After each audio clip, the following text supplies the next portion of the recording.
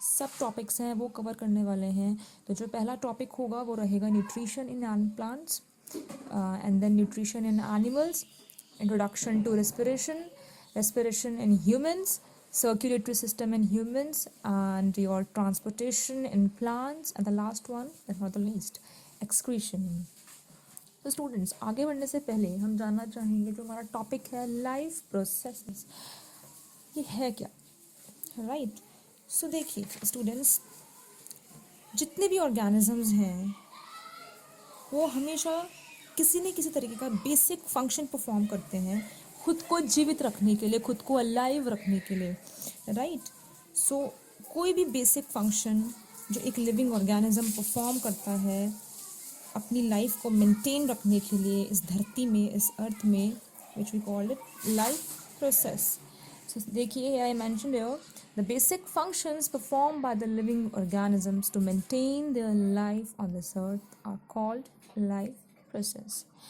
अब जो living organisms हैं उनके पास कॉमन लाइफ प्रोसेस होते हैं. बेसिक लाइफ जो उनके प्रोसेस होते हैं वो कुछ इस तरह से हैं. पहला आपका आता है nutrition, growth, then your transportation, then your respiration, then your reproduction, then control and coordination, which you also call as sensitivity, and then your excretion. अब देखिए, ये 7 बेसिक द लाइफ प्रोसेस हैं. इनको याद करने का एक तरीका है, इन्हें हम कहते हैं mnemonics. I will show you here. Here it is. Yes, there are 7 life processes, and here the mnemonics is Mrs. Grain. Mrs. Grain. You can see here MRSGREN. Okay, so M for movement. हम movement करते हैं, changing place और the position, अपनी जगह को change करना. जैसे movement और लोकोमोशन दोनों ही डिफरेंट कॉन्सेप्ट हैं. I clear it later. And then second is respiration. Like what is respiration में होता क्या है? It's a generating of energy. हम जो एनर्जी हमारी जनरेट होती है बॉडी में. Then is your sensitivity. Obviously it's again with coordination one. हम अपने आप को अवेयर रखना भी सराउंडिंग से, like external stimuli. Then there is growth. Growth, yes, obviously an increase in size and number. Then your reproduction, like creating new individuals and offsprings, right? Then is your excretion, as we all know that the removal of toxic substances, जो भी आपका waste material है उसका बाहर निकलना. और फिर आपका आता है nutrition. It is intaking of food for energy. जो भी हम खाना खाते हैं अपनी एनर्जी प्रोड्यूस करने के लिए. हम खाना क्यों खाते हैं? ताकि हमारी बॉडी को ताकत मिले, राइट? तो अगर मैं आगे बढ़ती हूँ इसमें, so before going ahead there is one question in my mind, what is energy? इन सब टॉपिक्स को कवर करने से पहले हमें थोड़ा इसका जानना पड़ेगा कि एनर्जी क्या होती है. What is energy? बताइए स्टूडेंट्स. और from where we get energy, हमें मिलती कहाँ से एनर्जी? सबके माइंड में क्वेश्चन आता है. सो साइंस की लैंग्वेज में हम देखा जाए तो एनर्जी हमारी काम करने की क्षमता होती है. The ability to do work, capacity to do work, right? You can see here, yes. So the ability to do work is what we call is energy. And from where we get it? Think about it. And obviously the answer is here, it's food. Food, हम जो खाना खाते हैं हमें वहाँ से energy मिलती है. ओके हर एक लिविंग ऑर्गेनिजम्स को अपनी लाइफ में अपनी लाइफ के फंक्शंस परफॉर्म करने के लिए एनर्जी चाहिए होती है. अगर आप खाना नहीं खाएंगे ऑटोमेटिकली आप देखते हैं अल्टीमेटली आपकी बॉडी जो है आपको जवाब दे देती है, आपको वीकनेस फील होती है, राइट? हमें ये सब एनर्जी मिलती कहाँ से है? जो हम खाना खाते हैं, फूड. तो फूड एक तरह का फ्यूल है. जैसे गाड़ी को चलने के लिए फ्यूल चाहिए होता है, राइट? तो इसी तरीके से हमारी बॉडी को चलने के लिए एक फ्यूल चाहिए होता है जिसको हम बड़े ही प्यार से बोलते हैं फूड, खाना, right? So food is a kind of a fuel which provide energy to all the living organisms. Okay, now moving forward.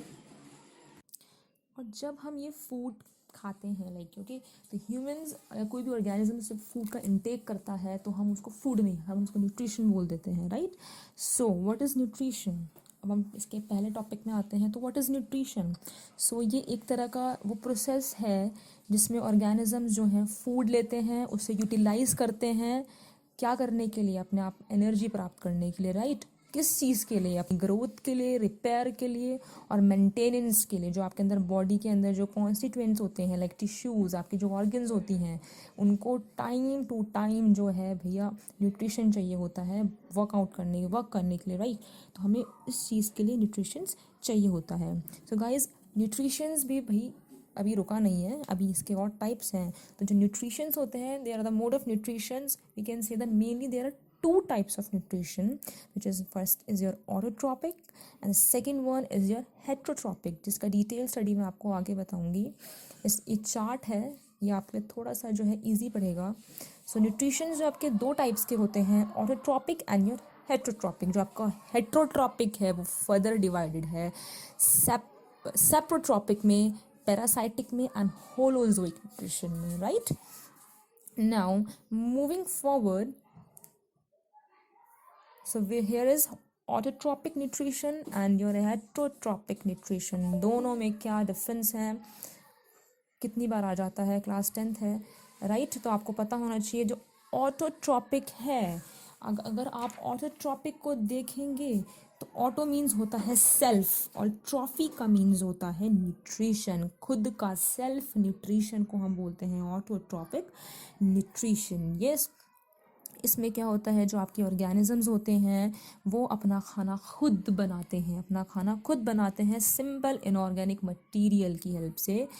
Simple, write down, मैंने उसको हाईलाइट भी करा हुआ है, simple inorganic material bold letters में।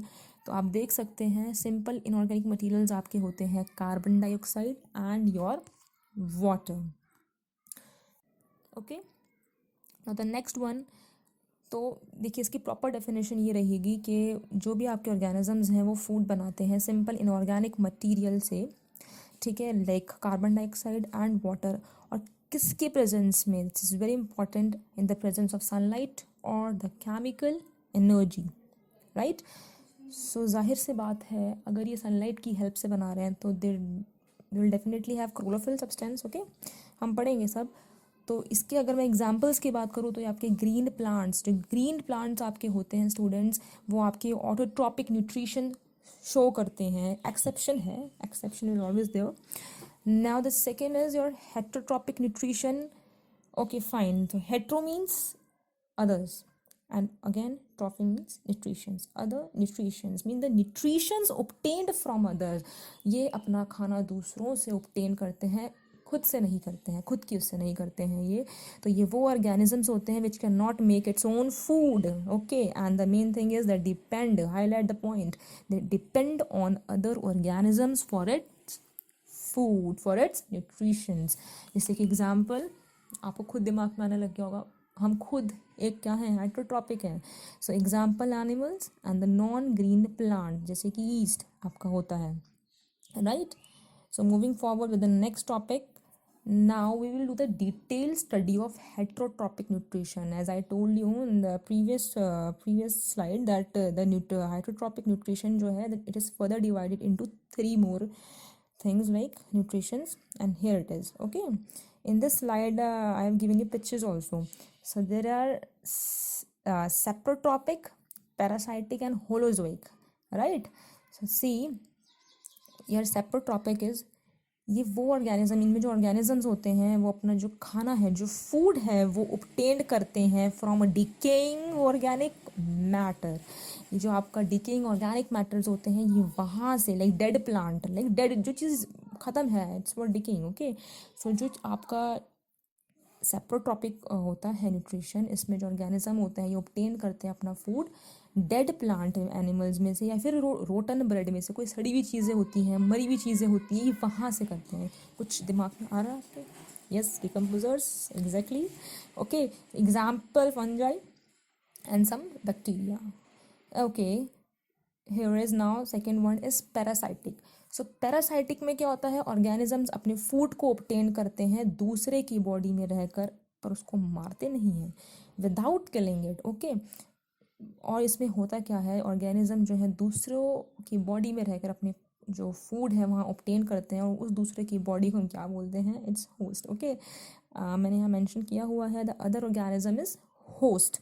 सो example round worms, कितनी बार सुनने को मिलता है ह्यूमंस की इंस्टेंट टाइम्स में, right? Then plasmodium, it's a very famous name for the malaria.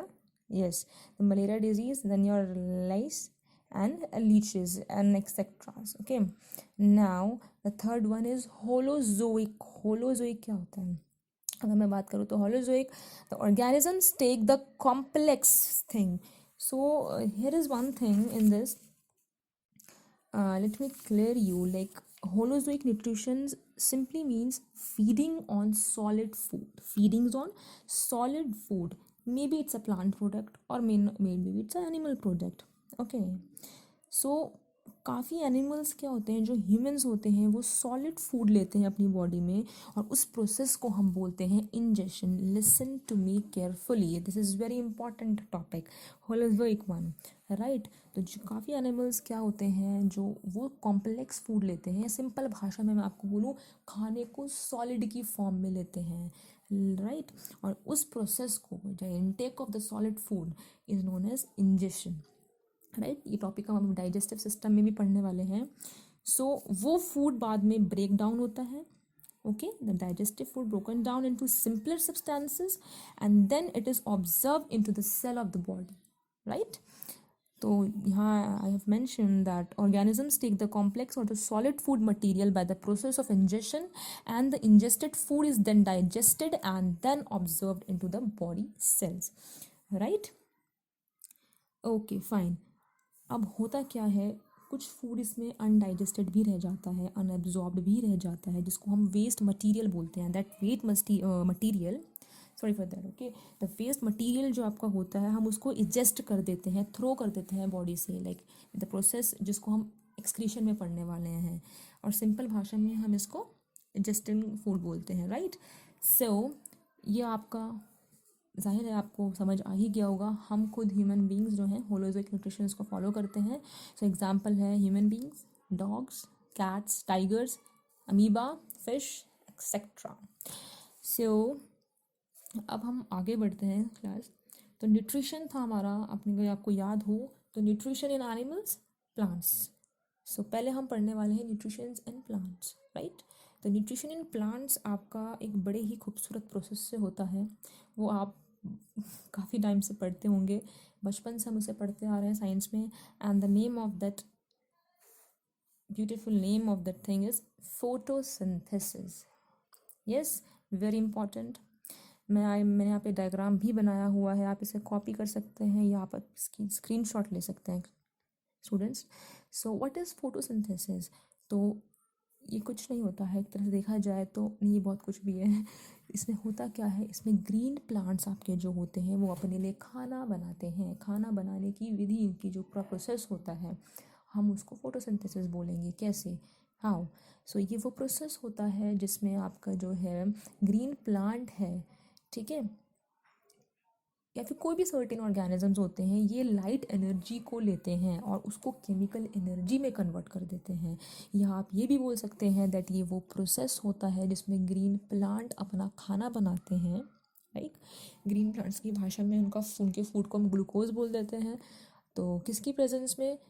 Carbon dioxide की हेल्प से, पानी की हेल्प से, और in the presence of sunlight, right? And plus in the presence of chlorophyll, the green pigment. It's very important. Okay, so this process is always take place in green leaves of the plant. कभी question आ गया, आपका chlorophyll होता क्या? इतना लंबा plant है, stem में होता है, फ्लावर में होता है, या जड़ों में? जड़ों में तो खैर सवाल ही पैदा नहीं होता. तो it's a GK question also, कि जो आपका फोटोसिंथेसिस होता है वो आपके ग्रीन प्लांट्स की लीव्स में होता है, राइट?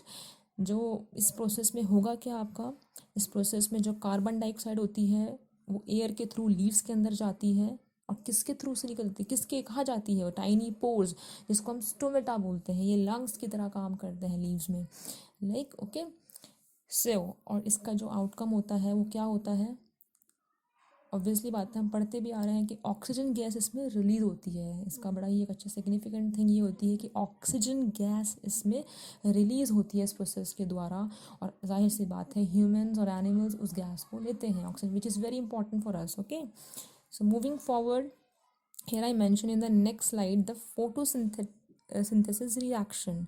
तो आप देख सकते हैं यहाँ पे 6 CO2 कार्बन डाइऑक्साइड है, यहाँ पर आपका हमने ले लिया है 6 मॉलिक्यूल्स ऑफ दिस, जो कि हमें एयर से मिल रहा है, प्लस वाटर जो कि हमको ऑब्वियसली बात है आपको सॉइल से, रूट्स से मिल जाता है, प्लस इसमें एक लाइट एनर्जी आ रही है, obviously solar energy which is called from sun, and then the process of photosynthesis occur. Here I have not mentioned chlorophyll. Okay, so chlorophyll ज़रूर लिख दीजिएगा यारों में। chlorophyll की मदद से फिर आपका जो प्रोडक्ट बनता है वो अब क्या बन गया आपका प्लांट्स का फूड। और फूड क्या है? Glucose. The formula of the glucose is very important, C6H12O6 and your oxygen which is a byproduct. Okay, now moving forward, so further now we will study about the nutritions in animals.